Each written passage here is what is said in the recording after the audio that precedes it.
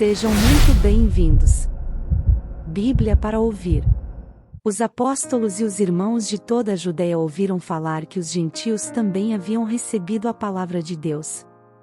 Assim, quando Pedro subiu a Jerusalém, os que eram do partido dos circuncisos o criticavam, dizendo: Você entrou na casa de homens incircuncisos e comeu com eles. Pedro, então, começou a explicar-lhes exatamente como tudo havia acontecido. Eu estava na cidade de Jope orando, caindo em êxtase, tive uma visão. Vi algo parecido com um grande lençol sendo baixado do céu, preso pelas 4 pontas, e que vinha até o lugar onde eu estava. Olhei para dentro dele e notei que havia ali quadrúpedes da terra, animais selvagens, répteis e aves do céu. Então ouvi uma voz que me dizia: Levante-se, Pedro, mate e coma. Eu respondi: De modo nenhum, Senhor. Nunca entrou em minha boca algo impuro ou imundo. A voz falou do céu segunda vez: Não chame impuro ao que Deus purificou. Isso aconteceu 3 vezes, e então tudo foi recolhido ao céu. Na mesma hora chegaram à casa em que eu estava hospedado 3 homens que me haviam sido enviados de Cesareia. O Espírito me disse que não hesitasse em ir com eles. Estes 6 irmãos também foram comigo, e entramos na casa de um certo homem. Ele nos contou como um anjo lhe tinha aparecido em sua casa e dissera: Mande buscar, em Jope, a Simão, chamado Pedro. Ele lhe trará uma mensagem por meio da qual serão salvos você e todos os da sua casa. Quando comecei a falar, o Espírito Santo desceu sobre eles como sobre nós no princípio.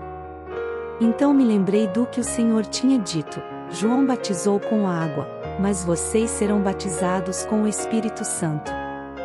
Se, pois, Deus lhes deu o mesmo dom que nos dera quando cremos no Senhor Jesus Cristo, quem era eu para pensar em opor-me a Deus? Ouvindo isso, não apresentaram mais objeções e louvaram a Deus, dizendo: Então, Deus concedeu arrependimento para a vida até mesmo aos gentios. Os que tinham sido dispersos por causa da perseguição desencadeada com a morte de Estevão chegaram até a Fenícia, Chipre e Antioquia, anunciando a mensagem apenas aos judeus. Alguns deles, todavia, cipriotas e cireneus, foram a Antioquia e começaram a falar também aos gregos, contando-lhes as boas novas a respeito do Senhor Jesus. A mão do Senhor estava com eles, e muitos creram e se converteram ao Senhor.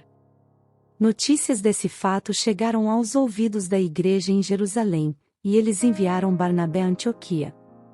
Este, ali chegando e vendo a graça de Deus, ficou alegre e os animou a permanecerem fiéis ao Senhor, de todo o coração. Ele era um homem bom, cheio do Espírito Santo e de fé, e muitas pessoas foram acrescentadas ao Senhor. Então Barnabé foi a Tarso procurar Saulo. E, quando o encontrou, levou-o para Antioquia. Assim, durante um ano inteiro Barnabé e Saulo se reuniram com a igreja e ensinaram a muitos.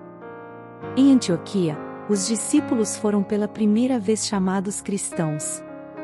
Naqueles dias alguns profetas desceram de Jerusalém para Antioquia. Um deles, Ágabo, levantou-se e pelo Espírito predisse que uma grande fome sobreviria a todo o mundo romano, o que aconteceu durante o reinado de Cláudio. Os discípulos, cada um segundo as suas possibilidades, decidiram providenciar ajuda para os irmãos que viviam na Judéia. E o fizeram, enviando suas ofertas aos presbíteros pelas mãos de Barnabé e Saulo. Se inscreva para receber mensagens da palavra de Deus para seu coração.